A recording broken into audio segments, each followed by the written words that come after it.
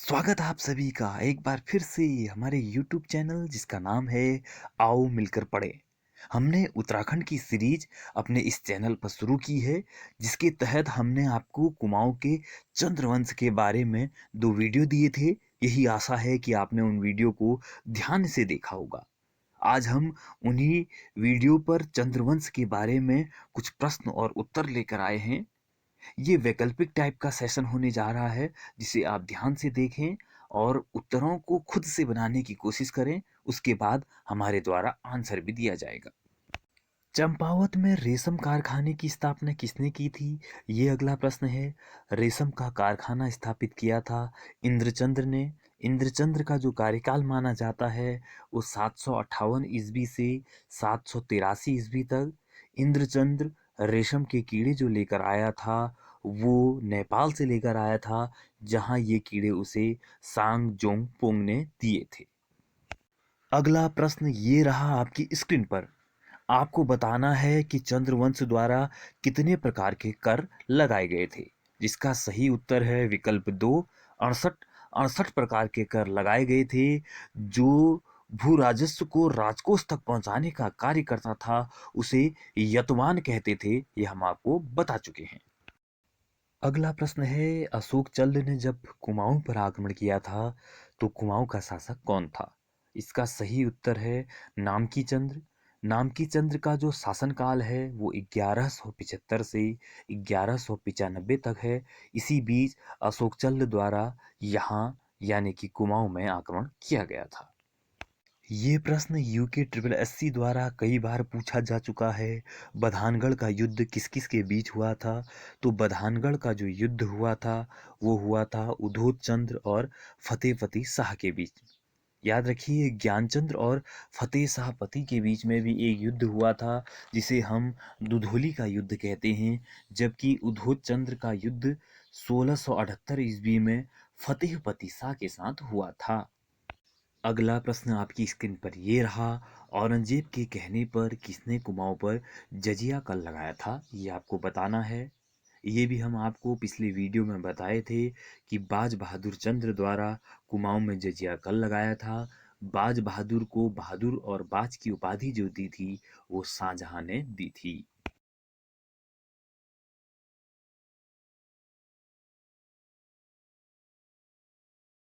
अगला प्रश्न आपकी स्क्रीन पर ये रहा। गढ़वाल पर 8 बार आक्रमण करने वाला कुमाऊं का शासक कौन है? तो इसका सही उत्तर है लक्ष्मीचंद्र।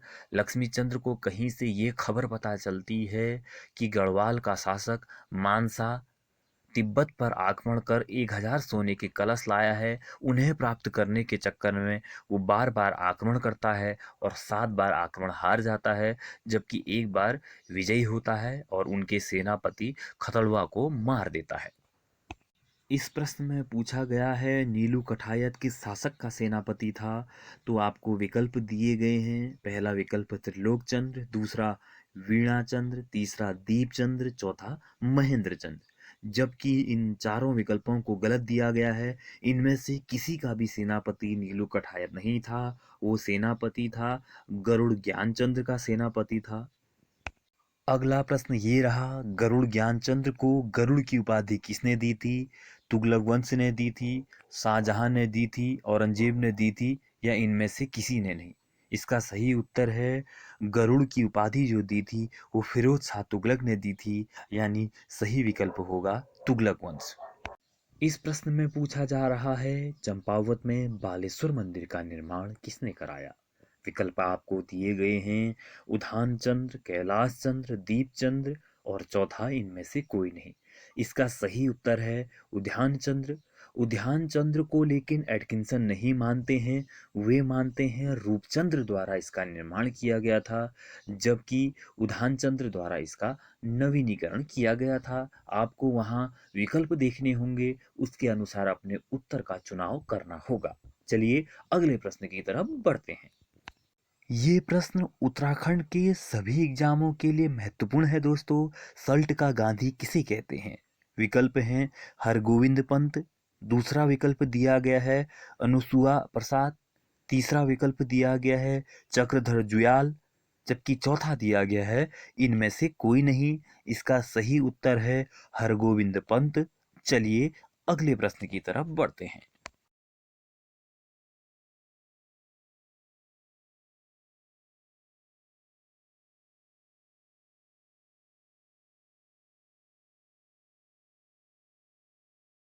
ये रहा अगला प्रश्न आपकी स्क्रीन पर। सल्ट का गांधी किसे कहते हैं? विकल्प हैं हरगोविंद पंत, दूसरा विकल्प है अनुसुईया प्रसाद, तीसरा विकल्प है चक्रधर जुयाल, जबकि चौथा विकल्प है इनमें से कोई नहीं। सल्ट का गांधी। ये प्रश्न भी अच्छा है। कुमाऊं का बलवन किसे कहा जाता है? कुमाऊं का बलवन दोस्तों बाज बहादुर चंद्र को कहा जाता है। इसमें जो पहला विकल्प है वो सही है। बाज बहादुर चंद्र को बाजा या बहादुर की उपाधि जो दी थी, ये दी थी, हम सब जानते। अगला प्रश्न भी उत्तराखंड के सभी एग्जामों के लिए महत्वपूर्ण दिखता है। ये पूछा गया है कुमाऊं का बैरम खां किसे कहा जाता है?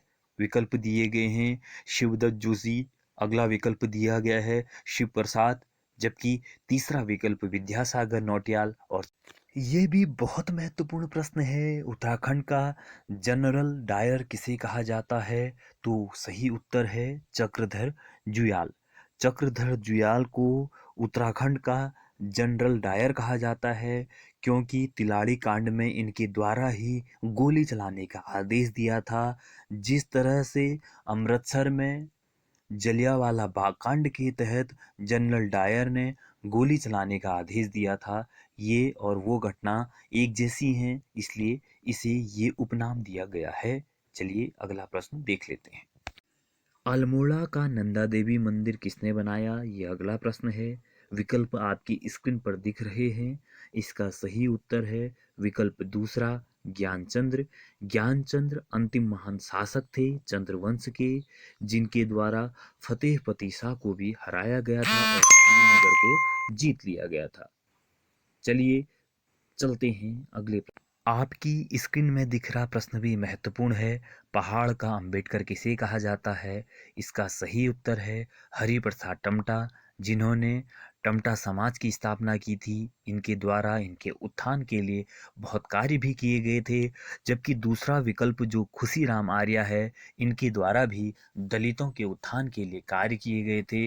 जबकि जयानंद भारती द्वारा हम सब जानते हैं डोला पाल की आंदोलन चलाया गया था, जिसके तहत सभी वर्गों को समाज के डोली में जाने और इधर उधर ले जाने का अधिकार दिया गया था। इसलिए किस चंद्र शासक के कार्यकाल में रोहिल्लों का आक्रमण हुआ था? ये प्रश्न में पूछा गया है।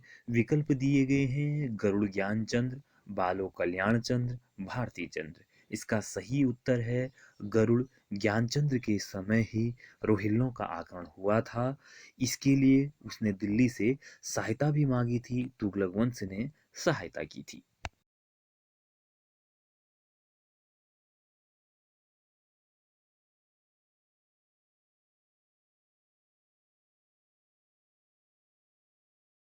कौन सा गढ़वाल शासक कुमाऊं की गद्दी पर चंद्र के नाम से बैठा था? ये प्रश्न पूछा गया है आपसे। इसका सही उत्तर है प्रद्युम्न शाह। प्रद्युम्न चंद्र के नाम से गद्दी पर बैठा था। ये हम सब जानते हैं। 1777 के आसपास हर्षदेव जोशी द्वारा विश्वासघात किया गया था और वो ललित शाह, गढ़वाल का शासक जो ललित शाह था उस वक्त, उससे मिल जाते हैं और उन्हें आमंत्रण देते हैं कि वो कुमाऊं पर आक्रमण करे, जिसके चलते ललित शाह द्वारा कुमाऊं जीत लिया जाता है और बैठाया जाता है अपने पुत्र प्रद्युम्न शाह को और प्रद्युम्न चंद्र के नाम से। अगले प्रश्न को अब देखते हैं। द्रोण माप प्रणाली इकाई है, जमीन और अनाज से संबंधित है।